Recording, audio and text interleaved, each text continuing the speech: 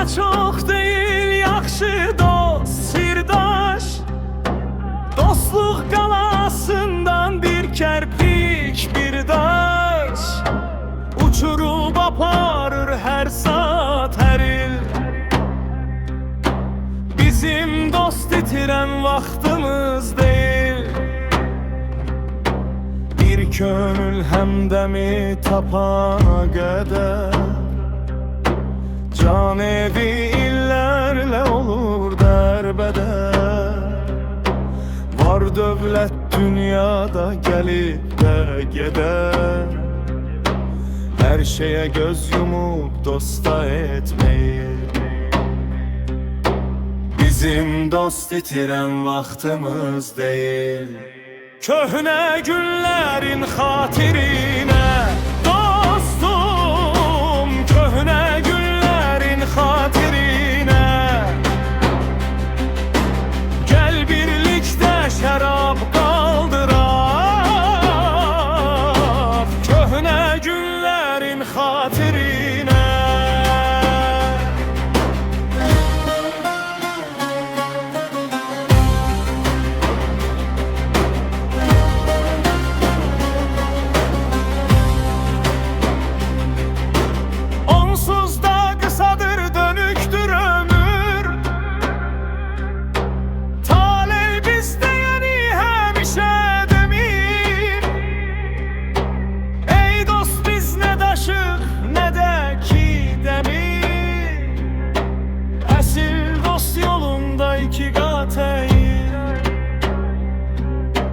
Bizim dost itirən vaxtımız deyil.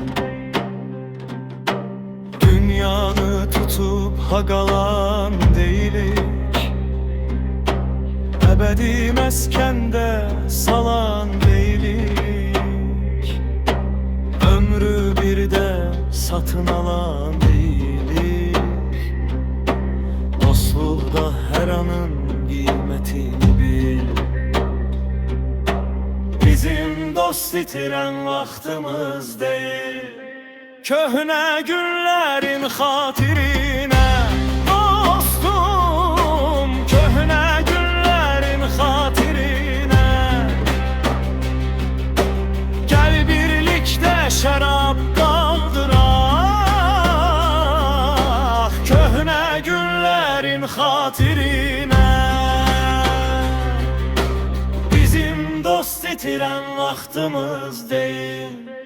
Köhnə günlərin xatirinə.